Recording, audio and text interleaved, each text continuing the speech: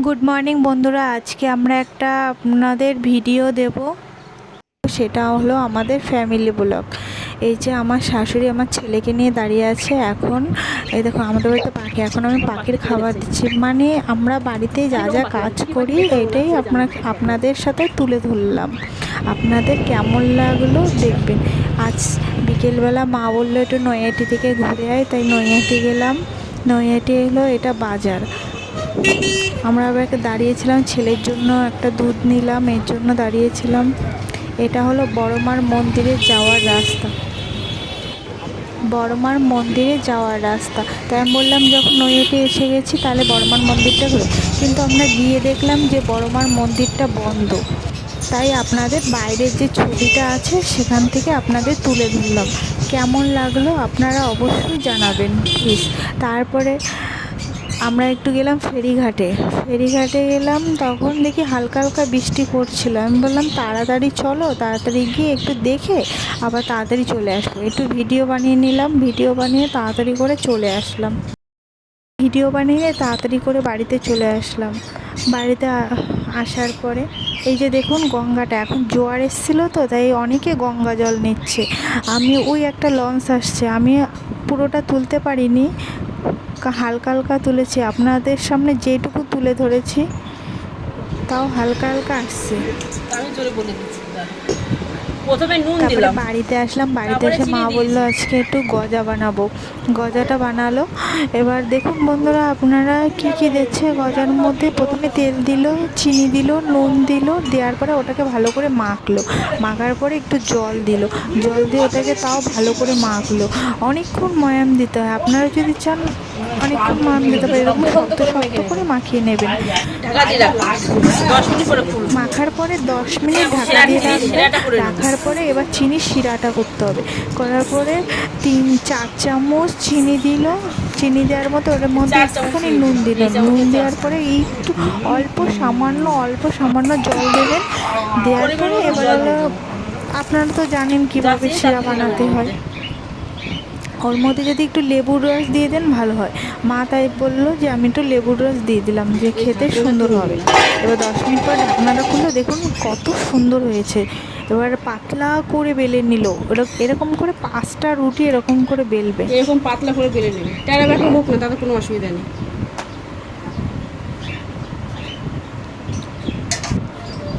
এবার একটা রুটির উপরে 1 চামচ রিফাইন তেল দিল, দেওয়ার পরে ময়দা দিল, দেওয়ার পরে ওটাকে ভালো করে মাখিয়ে নিল। নেওয়ার পরে ওই 5টা রুটি ওর মধ্যে দিল। প্রত্যেকটা ওরকম করতে হবে। করার পরে আপনাকে রোলের মতো বানাতে হবে। বানিয়ে পিস পিস করে ছুরি দিয়ে কাটতে হবে। কাটার পরে আপনারা হালকা করে বেলে নেবেন। বেলে নিয়ে তেলের উপরে দিয়ে দেবেন। দেখুন দেখতে কত সুন্দর হবে।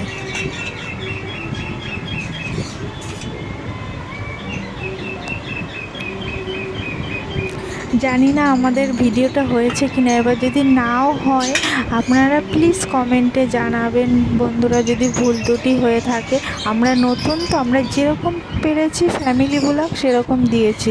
আপনাদের কোনো জায়গায় যদি ভুল হয় আপনারা ঠিক বলবেন আর কমেন্টে জানাবেন। প্লিজ বন্ধুরা লাইক করবেন, সাবস্ক্রাইব করে দেবেন।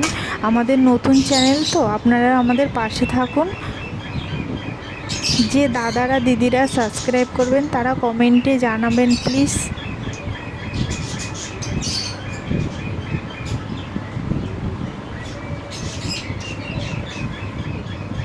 সব ভাঁজগুলো গোনা দেখা যাচ্ছে। এই দেখুন আমি এরকম করে আঙ্গুলের মাথা দিয়ে এরকম করে নেব।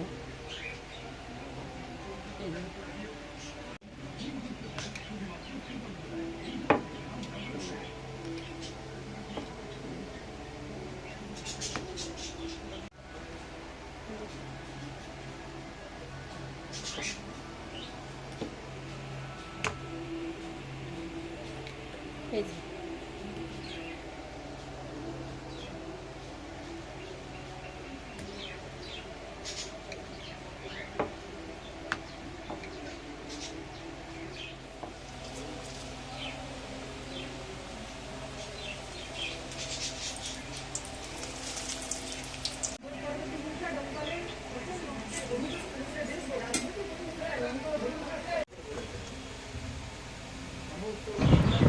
বন্ধুরা, আমাদের তো ফ্যামিলি ব্লগ, আপনাদের ভিডিওটা কেমন লাগলো প্লিজ প্লিজ জানাবেন।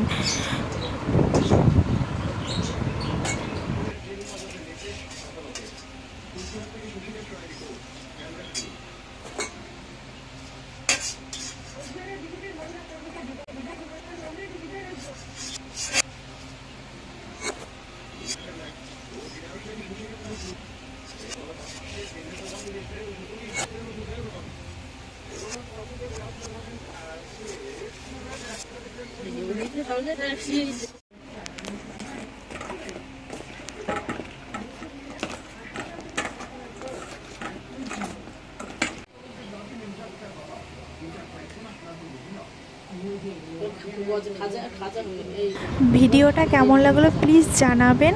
ততক্ষণ তোমরা সুস্থ থাকো, ভালো থাকো, ধন্যবাদ, টাটা। রসের মধ্যে ঢুকেছে এই দেখুন। বন্ধুরা, আজকে বাইরে হলো খুব বৃষ্টি হচ্ছে, অনেকদিন পর বৃষ্টি হচ্ছে। এতদিন কি গরম, বৃষ্টির কোনো মুখ দেখাই যাচ্ছিল না, আজকে বৃষ্টি হচ্ছে। ধন্যবাদ বন্ধুরা, আপনাদের রেসিপিটা কেমন লাগে আপনারা জানাবেন। আমরা আজকে নৈহাটিতে গেছিলাম, নৈহাটি বড় মার মন্দিরটা বন্ধ ছিল বলে বড় মার ঘরটা শুধু তুলেছি, মন্দিরটা তুলেছি। আপনাদের কেমন লাগবেন আপনার কমেন্টে জানাবেন প্লিজ বন্ধুরা, আর রেসিপিটা কেমন লাগলো প্লিজ জানাবেন। ধন্যবাদ।